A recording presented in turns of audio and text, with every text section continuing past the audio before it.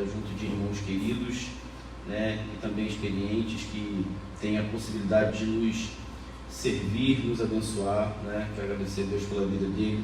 Quero chamar aqui o irmão, nosso pastor Exaltino, nosso mestre, lá da Comunidade Batista de Macaé, se puder recebê-lo com carinho.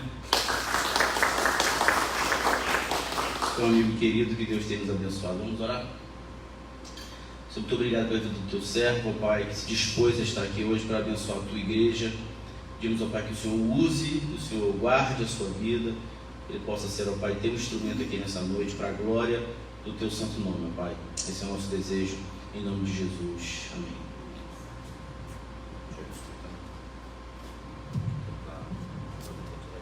Boa noite, irmãos.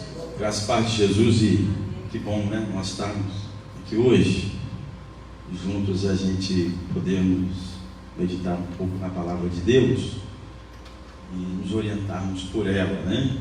Que é ela que nos orienta, ela que nos auxilia, ela que nos ajuda, né? E ainda mais um momento especial para a igreja, né? E já agradeço ao pastor Rodrigo pelo carinho. Tenho certeza que o irmão teria muito mais opções, inclusive melhores, para que pudesse estar aqui. Mas te agradeço por isso, tá bom? E te agradeço também. E o bom, irmãos, é que a vida vai apresentando pessoas para a gente, né? E a gente vai, né, gerando e criando amigos, né? E ganhando amigos, né? E o pastor Rodrigo é uma dessas pessoas. Deus te abençoe também. E celebrando, a igreja celebrando 2 anos, né, de organização, tenho certeza que é um momento muito especial para a igreja, para o pastor, para a família do pastor e para todos que participaram desse momento. E cada um vai ter uma percepção dessa história, né? Quem está desde o começo tem uma percepção, quem chegou um tempo depois tem outra percepção, quem chegou agora de repente tem outra percepção. E aí a história da igreja vai se misturando com a nossa história, né? Um momento muito legal. Falo isso, e os irmãos me permitem, aqui tem um adendo sobre isso. Eu tive a alegria também de participar de um processo de plantação de igreja anterior à igreja que eu estou, né? Hoje eu estou lá ajudando o pastor Sávio, e antes eu estava como pastor na Igreja Batista de Vila Piracema, em Macaé. Fiquei ali por 10 anos. 10 anos exato, isso? 10 anos, né? 10 anos, alguma coisinha, né? E foi um momento também muito especial, né? E participei desde o início. Nós éramos uma congregação da primeira Igreja Batista de Macaé, e nós iniciamos essa congregação no método tradicional. Não sei se os irmãos entendem o que eu quero dizer, né? Tem desafios por esses caminhos, por esses métodos, né? E foi um desafio enorme. Ficamos 3 anos e meio como congregação, e depois nos organizamos, depois desses 3 anos e meio, e foi um momento também muito legal. Fiquei até o ano passado, no mês de abril, né, e o novo pastor tomou posse em julho. Então foi um momento muito legal, muito especial, e eu tenho certeza que os irmãos estão vivendo esse tempo, esse momento de celebrar e de compreender esse novo tempo que a igreja está vivendo, né? 2 anos parece pouco, mas dependendo de cada um e essa percepção, para alguns vão dizer assim: pai, parece mais. O pastor, de repente, parece uns 15 anos, irmãos, no mínimo aí, né? Então, essa percepção que é legal, né? Hoje fala assim: pastor, nem parece, né? Passou tão rápido. Hoje vão dizer: tem muito tempo, né?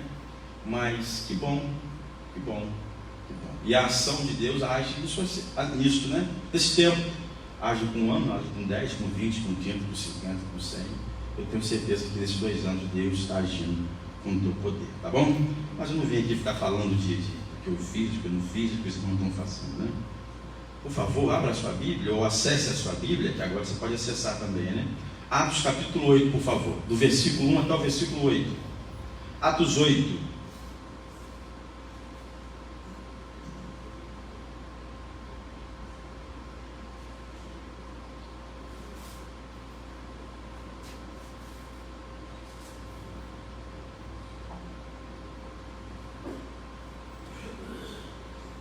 Vai projetar ali?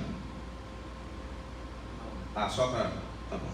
Atos 8, de 1 a 8, diz assim, queridos: olha, naquele dia, levantou-se grande perseguição contra a igreja em Jerusalém, e todos, exceto os apóstolos, foram dispersos pelas regiões da Judéia e Samaria.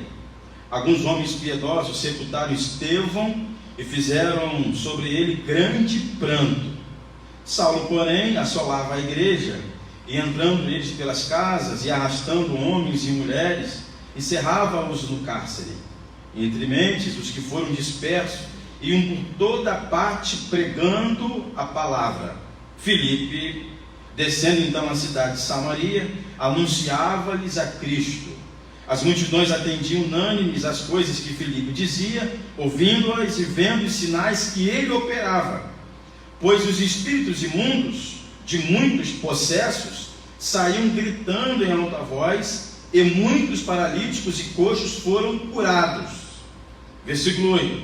E houve grande alegria naquela cidade. Amém. Que Deus nos ajude, que Deus aplique sua palavra em nós. Queridos, um momento muito peculiar para a igreja de Jerusalém, uma igreja que alguns chegam a dizer que é uma igreja exemplar, uma igreja que tem na sua marca e na sua característica um período em que ela consegue ser esse precursor da ação, do mover, do poder de Deus pela palavra e também pelas suas ações, e de muitos que aqui estavam, que muitos mesmos assumiram o compromisso de ser naquele tempo um agente multiplicador da ação de Deus, podemos dizer assim. Porém, este período especificamente era um período difícil, porque antes desse período de Atos 8, no capítulo 7, a igreja tinha perdido um dos seus líderes, um dos homens muito usados por Deus, chamado Estevão, e ele foi morto de forma cruel, difícil, e muitos estavam ali pranteando mesmo.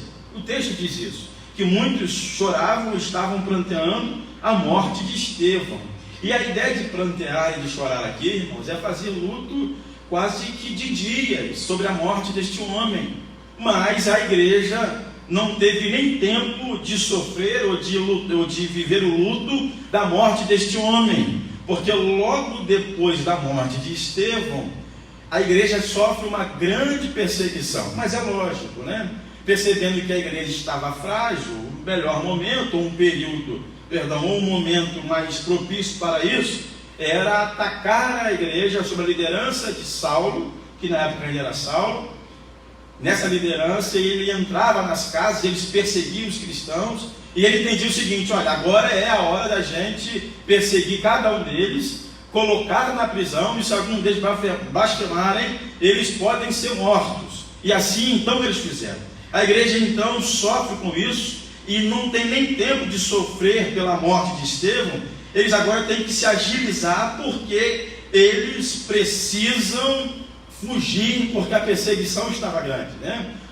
Alguns podem chegar a dizer que se Deus estava com ele, essas falsas espiritualidades, né? Se Deus estava com o povo, se existia uma proteção de Deus sobre eles, eles não precisavam temer e sair correndo ou fugindo, bastava encarar, ou bastava assumir a fé que Deus ia ser com eles, né?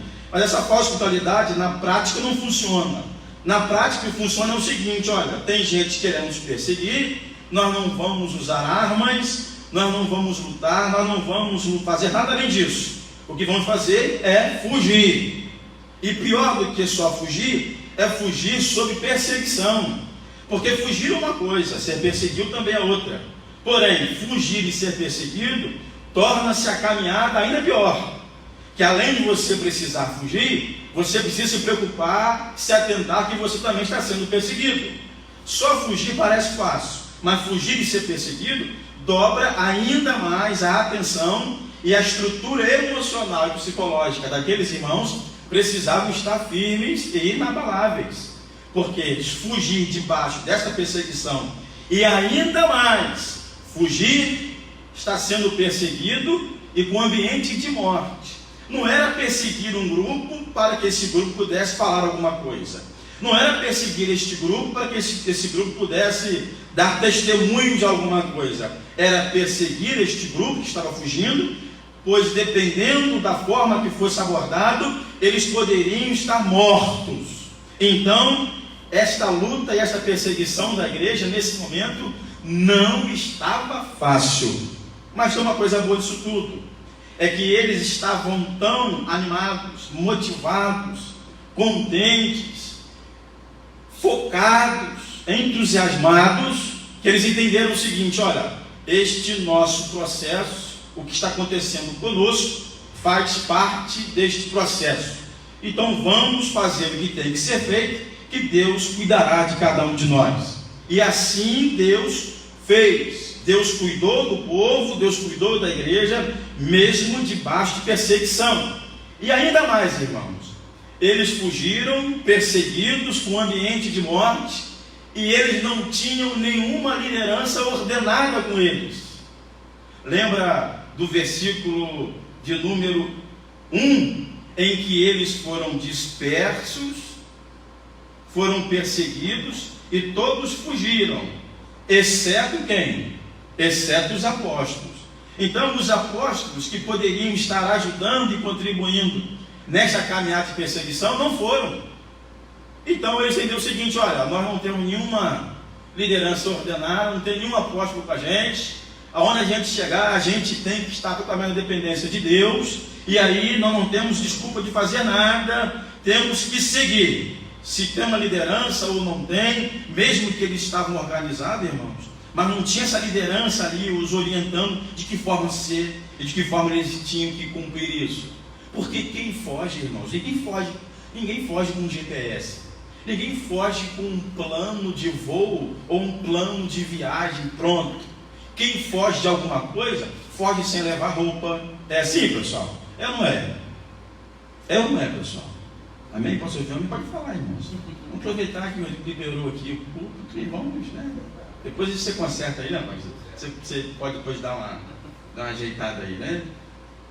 Ninguém faz uma estatística, ninguém faz um plano, ninguém se programa para ser, olha, vamos programar, vamos ser perseguidos aqui um tempo e vai ser uma bênção, né? Vamos comprar suprimentos, vamos alugar uma casa na serra, vamos alugar uma casa na praia, vai ser muito legal. Não é assim. Eles estavam fugidos e fugindo mesmo. Mas até nisto Deus estava cuidando. Isso aí era inevitável. E aí, irmãos, é que eu quero trabalhar com os irmãos nessa noite. Nesta caminhada, nessa peregrinação de perseguição, aconteceram muitas coisas. E destas coisas que aconteceram, irmãos, que eles fizeram, é que eu gostaria de destacar aqui nessa noite. 3 coisas que eles fizeram que eu acho que foi muito legal e prova mais uma vez do cuidado, do amor e da bênção que Deus tem junto ao seu povo. A primeira coisa que eu queria pensar com os irmãos é que mesmo debaixo de perseguição, eles priorizaram a missão que Deus tinha dado a eles. Olha só, a perseguição era certa, eles tinham que fugir. A verdade é que a dinâmica exata a gente não sabe de que forma eles fugiram, de que forma eles se organizaram para isso. Mas o texto é claro que eles fugiram, ok? E eles fugiram para onde? Quem pode me ajudar aí? Está no texto aí, irmãos, tá? Pode falar, irmãos, tá? Pode falar. Foi que o pastor Rodrigo está aqui, liberou para a gente, né? O texto diz o quê? Que eles fugiram, foram dispersos pelas regiões da Judéia e também Samaria. Então eles fugiram para Samaria e também eles fugiram para a Judéia. Não há exato quantas pessoas tinham ali, mas muitos chegam a dizer que era uma multidão considerável, com certeza. Então, se era uma multidão considerável, eles precisavam no mínimo de organização para que isso pudesse acontecer. E eles então fugiram e escolheram fugir para Samaria e também escolheram fugir para a Judéia, por essas regiões. Agora, lógico que esta perseguição, eles escolheram fugir para ali, porque eles estavam imbuídos de uma missão que Deus tinha dado a eles. Quem lembra de Atos capítulo 1, versículo 8 aí? Quem pode ler para mim aí, por favor? Quem pode ler para mim Atos capítulo 1, versículo 8? Quem pode ler? Bem alto aí pra gente. No versículo 8. É, Mas recebereis o mais alto, um pouco mais alto. Mas recebereis o poder do Espírito Santo, que há de vir sobre vós, e ser-me-eis minhas testemunhas, tanto em Jerusalém como em toda a Judéia e Samaria e até os confins da terra. Muito bom, muito bom.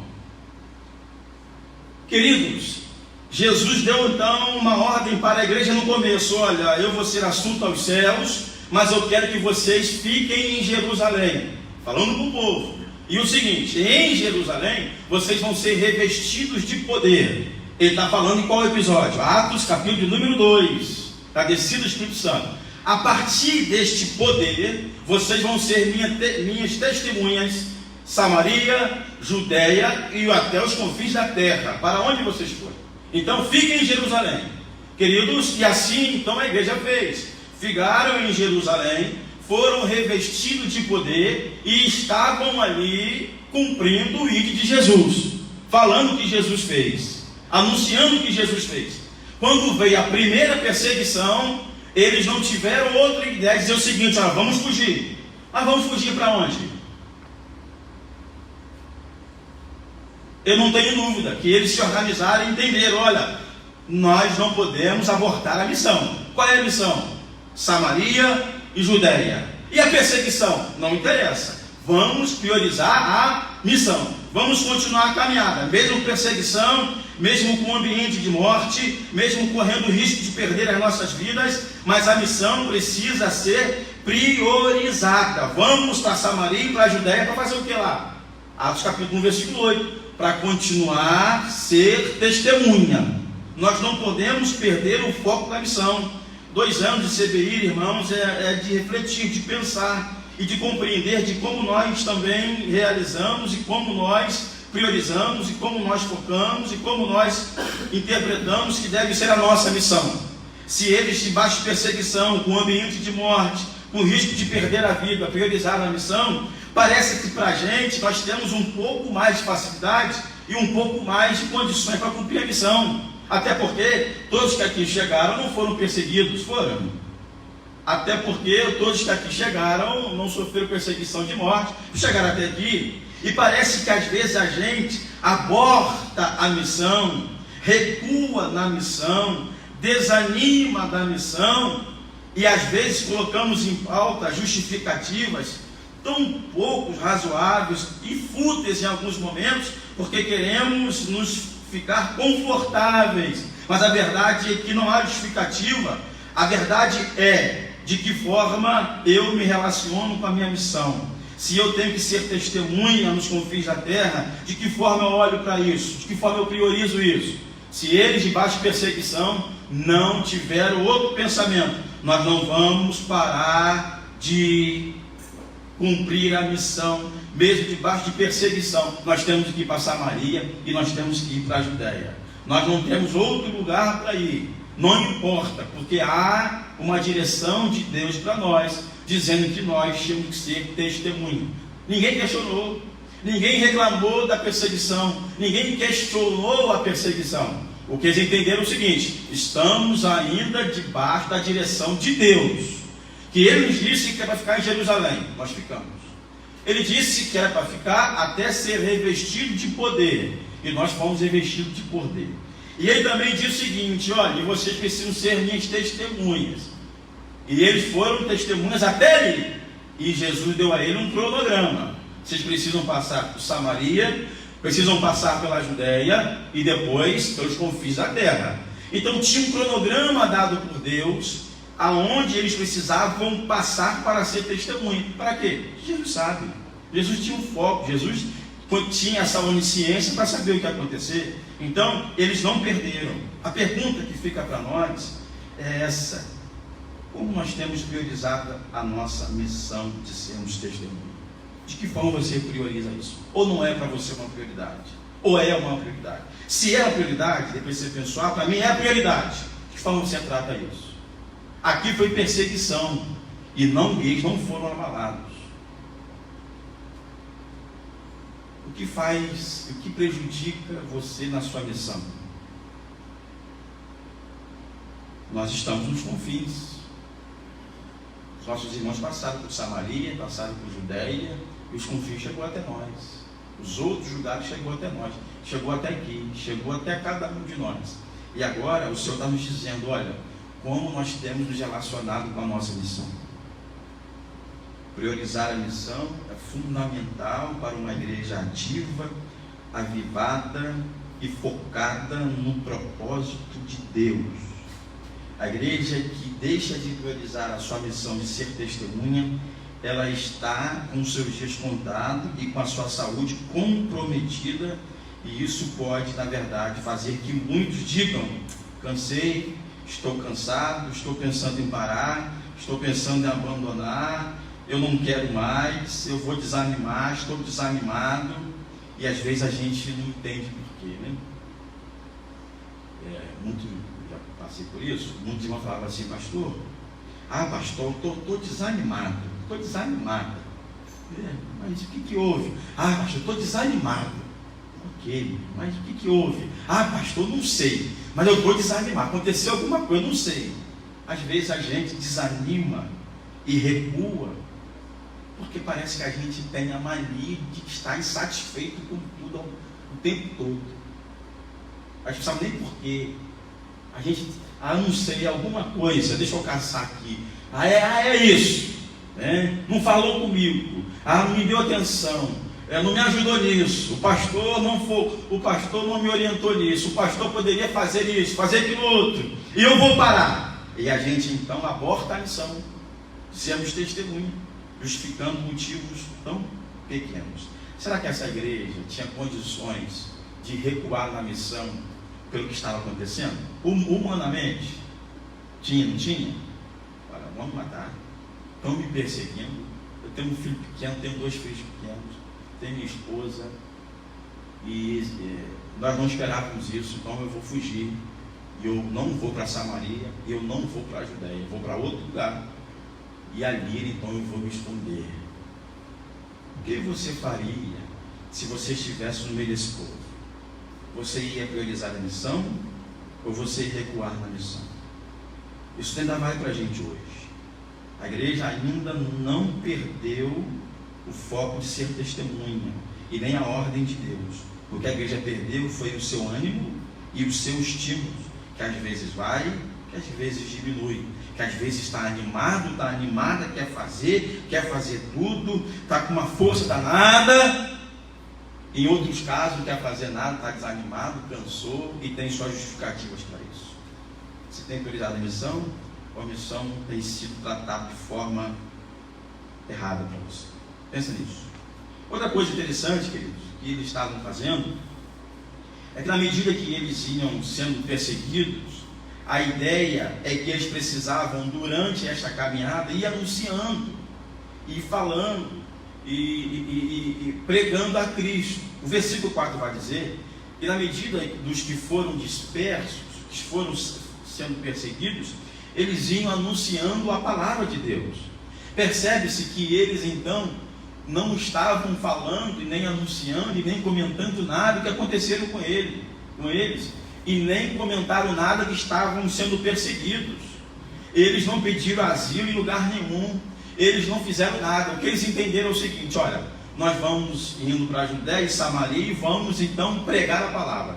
Após a pregação da palavra, a ação de Deus será algo real. Deus vai agir mediante a que nós vamos falando da palavra.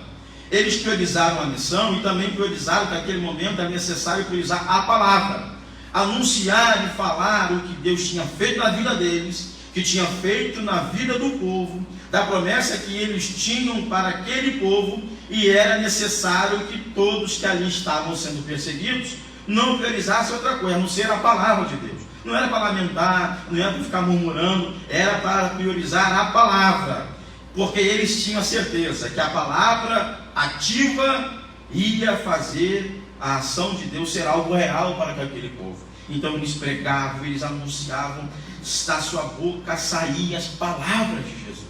Tem um texto interessante de Mateus 16, versículo 25, eu gosto desse texto. Mateus 16, 25.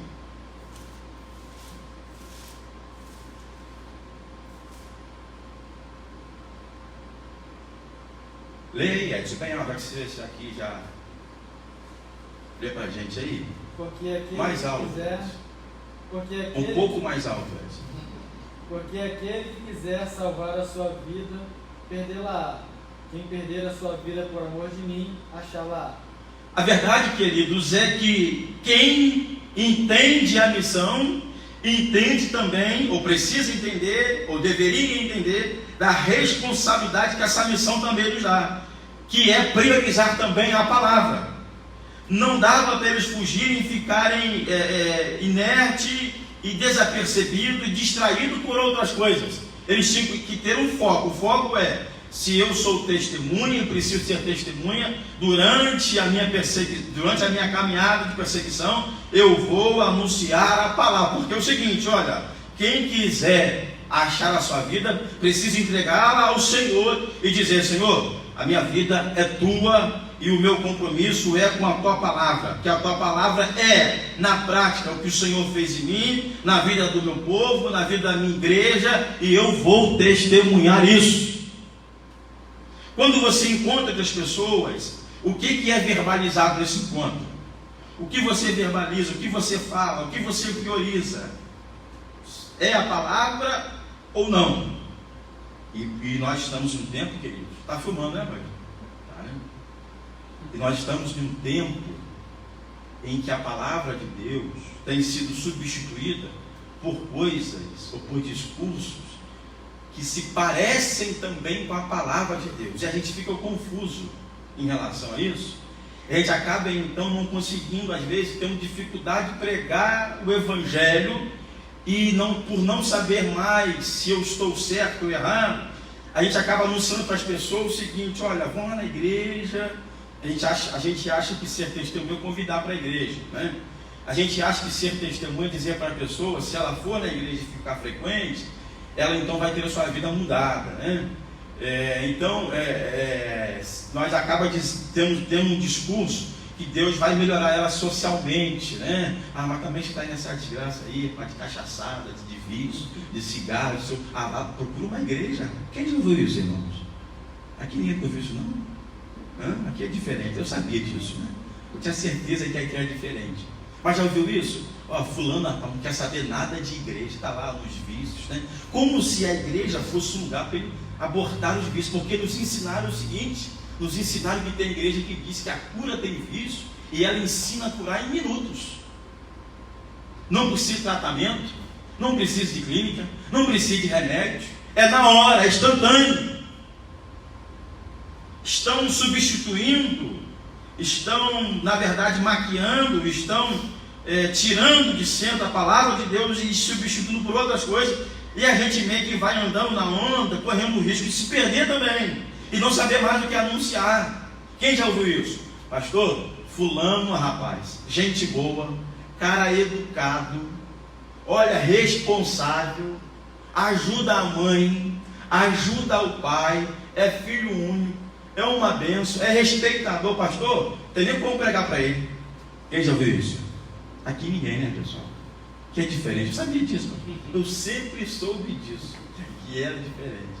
Mas já ouviu isso? Aí a gente pensa assim: poxa, eu não tenho nada a falar mal do cara, então eu não tenho como apresentar Jesus para ele. Jesus vai mudar o que nele? Se ele, aparentemente e socialmente, ele é um cara bom, um jovem rico, jeitoso, legal, muito. Olha, só falta ser da igreja. Quem já viu isso? Ninguém, pessoal. Poxa, Itaboraí não tem essas coisas, não. Aqui é diferente.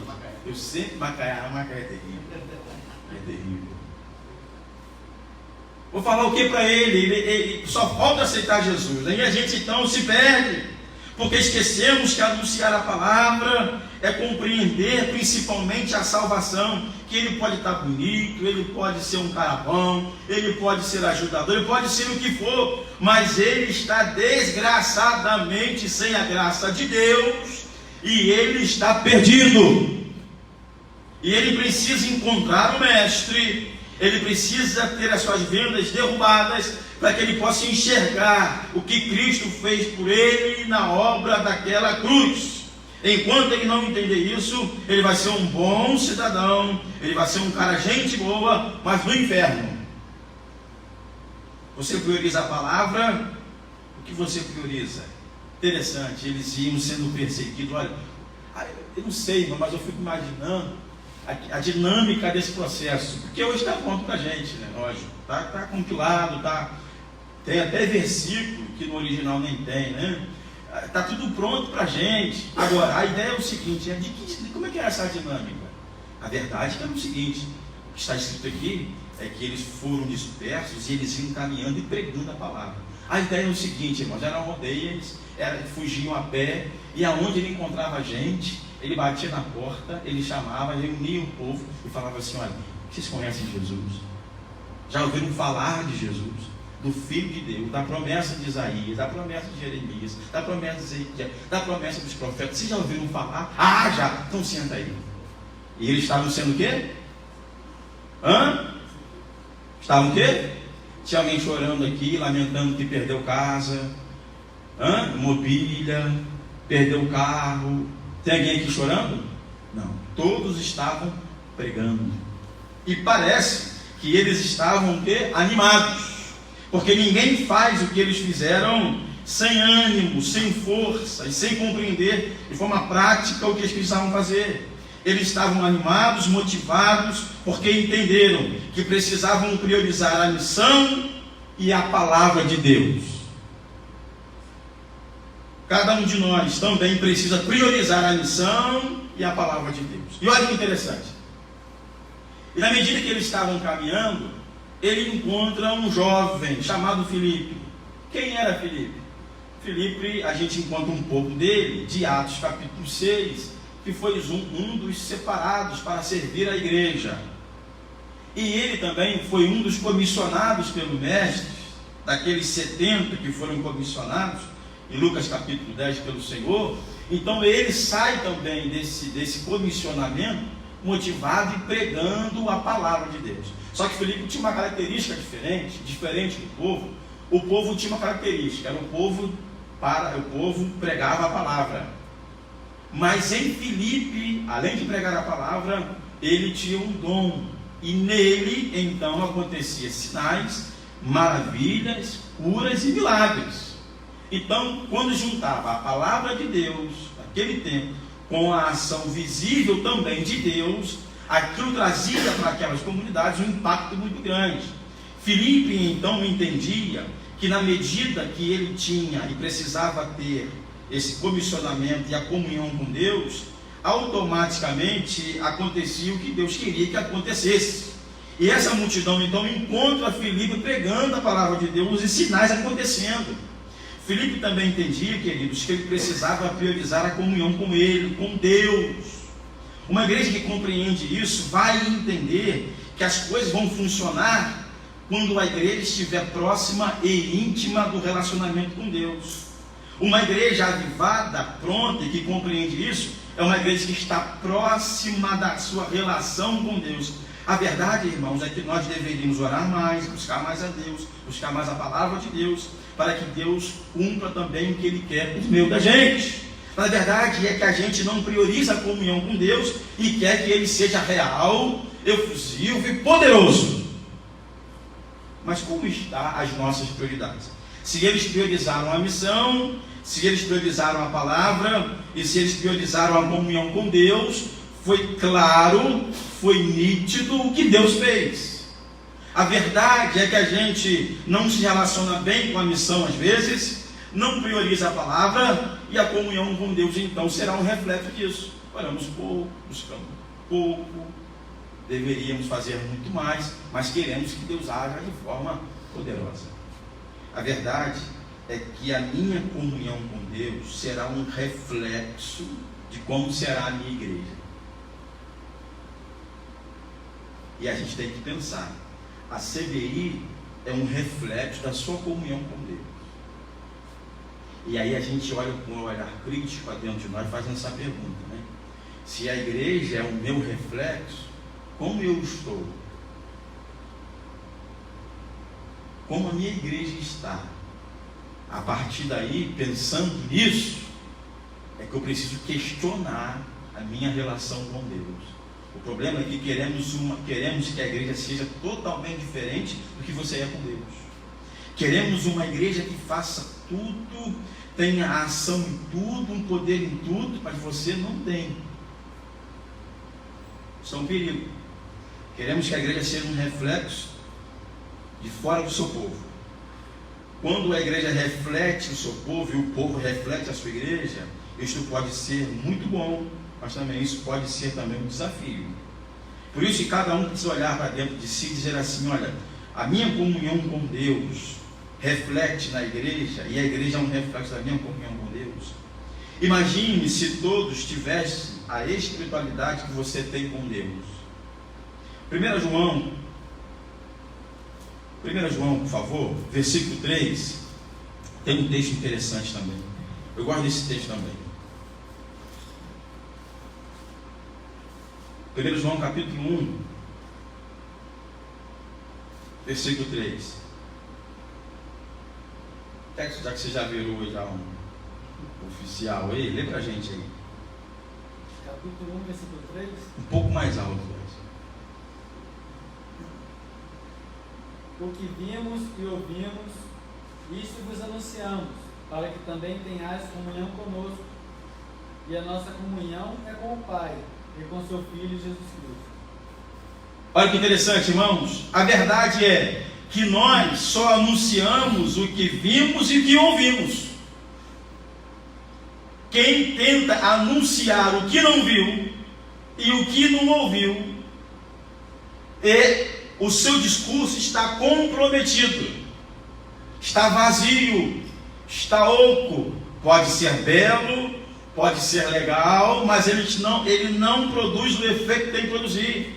João está dizendo que o que ele viu, o que ele ouviu, é o que ele anuncia. Sabe por quê? Porque ele tem comunhão com o Pai, ele tem comunhão com o Filho, e diz o texto que ele tem comunhão com o Pai, com o Filho, com o próprio Jesus. A comunhão dele era um sinal do que ele anunciava. Nós também precisamos ter essa dinâmica. O que eu anuncio é o que eu vi, é o que eu senti, é o que eu falo. Eu não falo nada do que eu vi ou do que eu não ouvi. A minha relação com Deus é que precisa ser externada. Mas sabe qual é o problema? Quando a nossa relação está comprometida, a gente então anuncia e é testemunha de forma superficial e religiosa. Este era o perigo dos religiosos no tempo de Jesus. Irmão, Jesus nunca, em alguns casos sim, mas na maioria das vezes, Jesus nunca repreendeu o discurso dos religiosos. Até porque os discursos religiosos tangiam, caminhavam pelos atalhos da lei, mas estavam na lei. O que Jesus recriminava era o vazio do discurso. Era um discurso oco. Era um discurso sem vida. E que eu, irmãos, todos nós temos que nos incluir. Será que às vezes a gente não é testemunha oca, vazia do que Jesus fez na nossa vida? Há tempo que a gente não ouve mais, não fala mais. Quem aqui já ouviu? Aqui não, tudo bem. Eu ia falar quem já ouviu, aqui ninguém. Mas quem já ouviu isso? Antigamente a igreja orava mais. Quem já ouviu isso, pessoal? Ah, já ouvi mais gente aí, acho que é. A igreja orava mais. A igreja quem? Eu acho que fazer a pergunta. Antigamente eu orava. Parece que a gente podia ser antigamente a igreja, a ideia que dá é que é algo distante da gente. É um grupo diferente da gente. Isso que eu acredito, poucos, mas alguns pensam, quando falava a igreja era diferente, o templo era diferente. Não tem nada a ver uma coisa com a outra. A verdade é que nós estamos anunciando e falando de coisas que nunca vivemos e com ele não nos relacionamos. E queremos anunciar e queremos o poder de Deus. O João está dizendo que ele anuncia o que vê, o que ouve, o que sente e o que relaciona. Quem se propõe a anunciar sem passar pelo relacionamento com Deus terá um discurso vazio. Filipe era um homem de Deus, unido àquele povo, animados, fervorosos, debaixo de perseguição, priorizando a missão, a palavra e a comunhão. Eles entenderam, Deus está agindo no meio de nós e Ele cuida da gente. Para onde estamos caminhando? Para os confins. Estamos indo para onde? Para os confins, anunciando. E vamos comer o quê? Deus proverá. Vamos dormir aonde? Deus cuidará da gente. Vamos comer o quê? Deus cuidará de cada um de nós. E eles não pararam. Nós estamos num tempo que temos tudo, irmãos. para sermos melhores. Mas infelizmente a gente, justamente por não estar sendo assim, a gente meio que caminha a passos curtos. Alguns diziam e alguns dizem: quando a igreja é perseguida, ela ora muito mais. É verdade. É verdade. Pior que é verdade. A gente não é assim. Está tudo bem, está tudo tranquilo, o nosso relacionamento está no nível. O cinto apertou um pouquinho, apareceu um problema, uma doença, um desemprego, alguém doente na família. Percebe-se que a nossa comunhão ou nossa disposição para a comunhão aumenta um pouco. Por que isso? Mas parece que esse povo não. Parece que esse povo está debaixo de uma missão tão focada, que independente disso eles estavam focados. Olha, não é por causa da perseguição que estamos para Samaria e Judéia, não. É por causa da missão mesmo. A perseguição está sendo só um estímulo e um motivador a mais para irmos para lá. Mas a gente ia do mesmo jeito. Versículo 8 de Atos capítulo 1, versículo 8, vai dizer que na medida que essa dinâmica acontecia, Atos 8, né? À medida que essa dinâmica ia acontecendo naquele povo, a cidade, aquelas regiões, versículo 8, ficavam totalmente alegres. E sabe o que acontecia? Atos 9:31, que diz assim, olha, Atos 9:31, a igreja, na verdade, tinha paz por todo o que, irmãos? Judéia, Galileia e Samaria.